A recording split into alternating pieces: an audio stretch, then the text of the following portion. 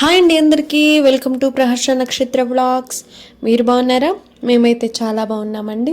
ఈరోజు మనం చేసుకోబోయేది ఎగ్ నిల్వ పచ్చడి. నిజమేనండి, ఎగ్తో కూడా నిల్వ పచ్చడి చేసుకుంటారనమాట. టేస్ట్ అయితే అచ్చం చికెన్ లాగే ఉంటుంది, చికెన్ తొక్కు పచ్చడి లాగే ఉంటుంది. మీరు ఒక్కసారి ట్రై చేయండి, మీరే వదిలిపెట్టకుండా మళ్ళీ మళ్ళీ చేసుకుంటారనమాట.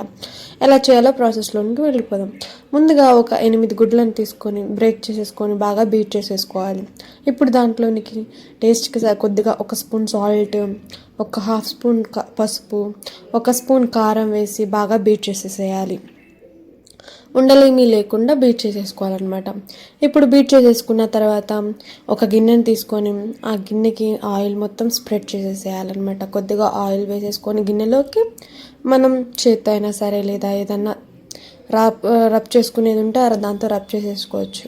ఇప్పుడు రబ్ చేసుకున్న తర్వాత ఇప్పుడు ఆ ఎగ్ మిశ్రమాన్ని మొత్తాన్ని కూడా ఆ గిన్నెలోకి ట్రాన్స్ఫర్ చేసేసుకోవాలి.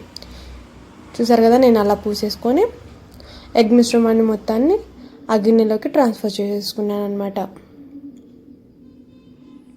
ఇప్పుడు ఆ గిన్నెని పక్కన పెట్టేసుకొని ఇప్పుడు గ్యాస్ పైన ఒక డేక్షా కానీ ఏదైనా సరే ఒక గిన్నెని పెట్టేసుకొని దాంట్లో ఒక గ్లాసుడు వాటర్ వేసేసుకొని ఒక మూత లాంటిది పెట్టేసేసుకొని దానిపైన ఈ ఎగ్ మిశ్రమాన్ని గిన్నెని పెట్టేసేయాలి. దానిపైన మూత పెట్టేసేసి ఒక 5 నిమిషాల పాటు ఉడికిస్తే సరిపోతుంది. ఈ లోపల మనం మసాలా కారాన్ని రెడీ చేసేసుకుందాం. దానికోసం ఒక స్పూన్ ఆవాలు, పావు స్పూన్ మెంతులు, ఒక హాఫ్ కప్ వరకు కారం, మన దగ్గర ఉంటే ఒక స్పూన్ ధనియాలు వేసేసుకొని బాగా వేయించేసుకొని మిక్సీ పట్టేసుకోవాలి. ఇప్పుడు మనం ఆ ఎగ్ మిశ్రమం ఉడికిపోయి ఉంటుందండి, తీసేసి పక్కనకి సైడ్స్ అన్నీ విడివిడిగా చేసేసి ముక్కలుగా కట్ చేసేసుకోవాలి. గిన్నెలోనే కట్ చేసేసుకుంటే మనకు ముక్కలు బాగా వస్తాయండి. అలా ముక్కలన్నీ చిన్న ముక్కలుగా చిన్న పీసెస్గా కట్ చేసేసుకొని మనం పక్కకు తీసేసుకోవాలి. చూసారు కదా, నేనైతే స్క్వేర్స్గా కట్ చేస్తున్నానండి. మీకు ఇష్టమైన షేప్లో కట్ చేసేసుకోవచ్చు. ఆ విధంగా కట్ చేసేసుకొని మనకి ముక్క పట్టుకుంటే స్పాంజీగా ఉంటుందండి, బాగా మెత్తగా ఉంటుంది. చూసారు కదా, ఆ విధంగా స్పాంజీగా ఉంటుందన్నమాట మనకు ముక్క వచ్చేసి. ఇప్పుడు గ్యాస్ పైన ఒక ప్యాన్ పెట్టేసేసి దాంట్లోనికి మనకి పచ్చడికి సరిపడా ఆయిల్ని వేసేసుకోవాలి. నేను ఆయిల్ని వేసేసుకొని ఇప్పుడు మనం దాంట్లోనికి కొద్దిగా ఆయిల్కి హీట్ అవ్వనివ్వాలి. హీట్ అయిన తర్వాత ముందుగా మనం ఉడకబెట్టి పెట్టుకున్న ఎగ్స్ మొత్తాన్ని వేసేసుకోవాలి. ఎగ్స్ మొత్తాన్ని వేసేసి ఒక 5 మినిట్స్ పాటు వేయించేస్తే మనకి ఎగ్స్ అనేవి కొద్దిగా పొంగుతాయి అన్నమాట. పొంగినప్పుడు అవి కొద్దిగా రెడ్ కలర్లో వచ్చాక ఎగ్స్ మొత్తం కూడా పక్కకు తీసేసుకోవాలన్నమాట. ఎగ్స్ మొత్తాన్ని చూసారు కదా, నేను పక్కకు తీసేస్తున్నానండి. ఆ విధంగా పక్కకు తీసేసుకొని ఇప్పుడు అదే ఆయిల్లోకి మనం కొద్దిగా ఒక 2 స్పూన్స్ వరకు అల్లం వెల్లుల్లి పేస్ట్ వేసేసుకోవాలి.